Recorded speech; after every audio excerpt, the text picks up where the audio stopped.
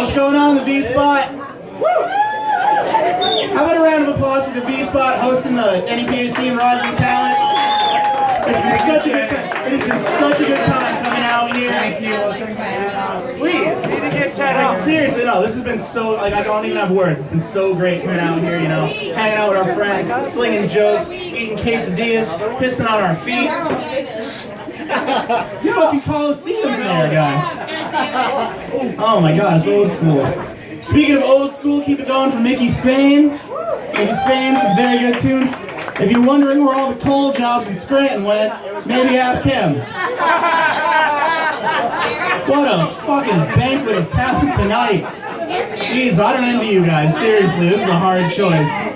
Good. Always undecided. And fucking phenomenal. There's Bo Burnham and me if I ate nothing but beef jerky for 6 months.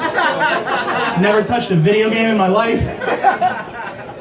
Katie Evans, Candy and Shiny, obviously one of my favorites.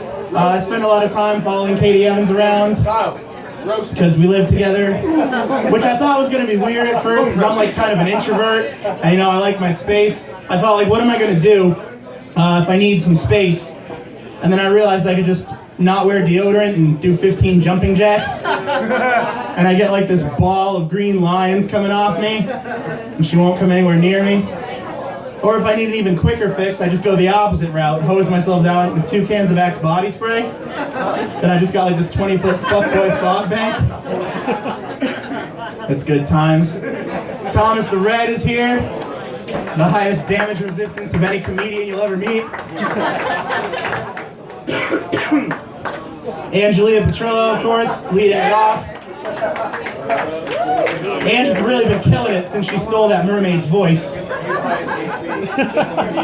She's like if Garfield hated all 7 days of the week. Oh man. So my name is Ted Hebert, and golly shucks, I wish it was something else. It is just the worst collision of syllables you've ever heard. It's like the sound of brakes failing. It's like a hawk trying to lift a really fat frog. It's terrible. People in the back were like, animal noises? I didn't know there was a category for animal noises. That's right, we're playing for attention here. We're playing for likes. You guys know the game. And the thing about my name is I can't even go the Stephen Colbert route and like Frenchify it for show business, because then my name is literally Ted Hebert. And I'm already like 15% too adorable to ever be taken seriously. So I start going around calling myself Ted Hebert, it's fucking jig is up. I might as well start eating cotton and sewing buttons onto my chest. Or just get like a stripy shirt and a baguette. Ted Hebert. That's not really my scene. So I try to live my life by certain rules. I make my rules usually just by process of deduction. Rule number 1, don't do butt stuff with the lights on. If you need a visual aid, just think about the fate of Boba Fett.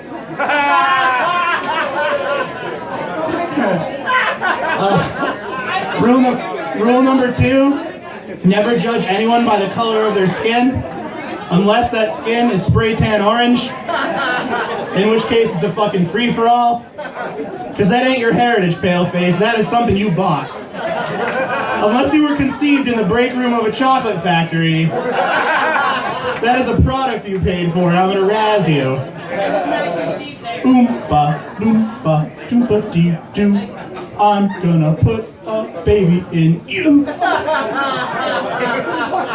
So a couple months ago I went to this focus group, right, and I did like 10 minutes, and they told me, they were like, you know, it's good, but I think maybe it needs more pelvic thrusting.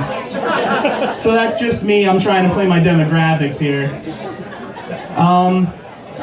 So I did make a Star Wars joke back there. I care way too much about Star Wars.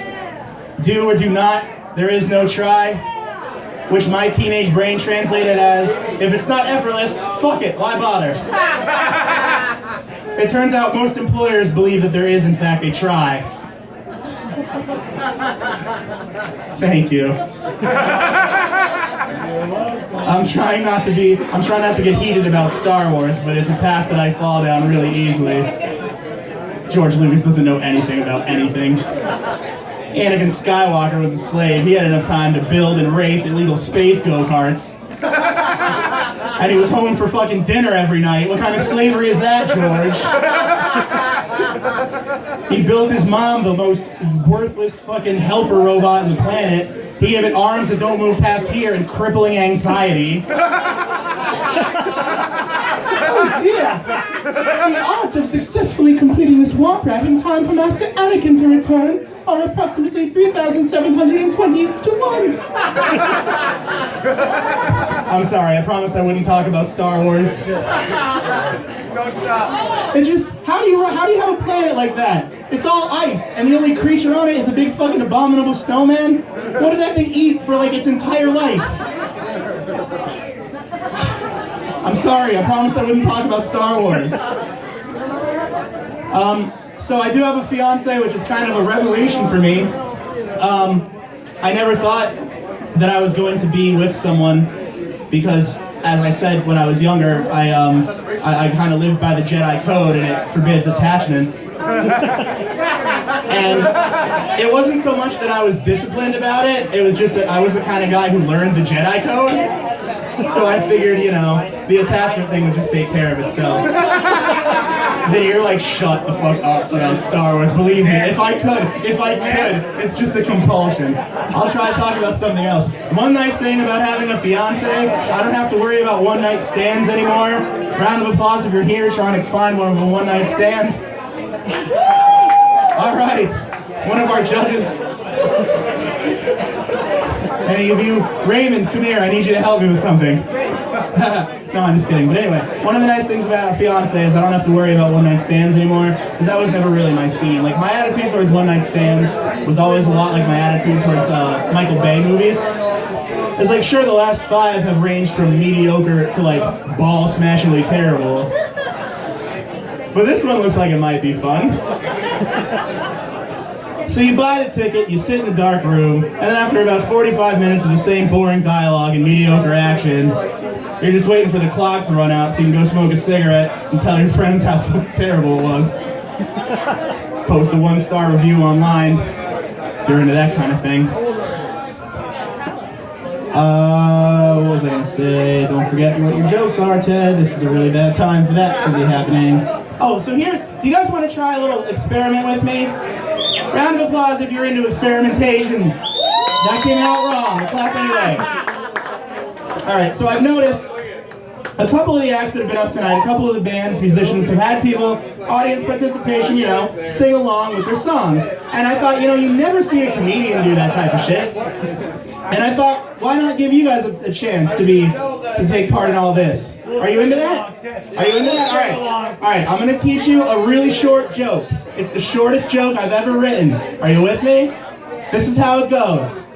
I want a pet seahorse named Land Biscuit. Give it a second, mull it over, absorb it.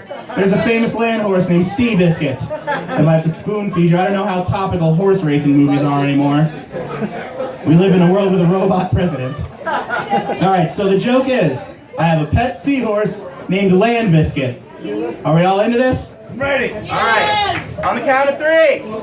1, 2, 3.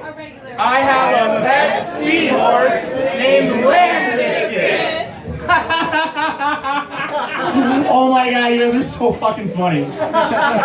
Yo, seriously, you should get on stage next time, legit, like that was awesome.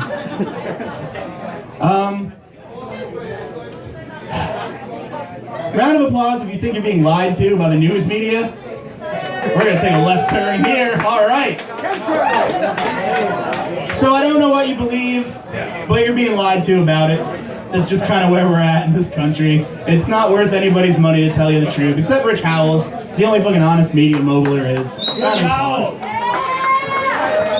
But I wish that there was still a system like there used to be for keeping people from lying. I think our country needs to bring back dueling. I think that would be a big ticket. That would be really helpful in our process right now. Like, can you imagine how much easier it would make the decision process?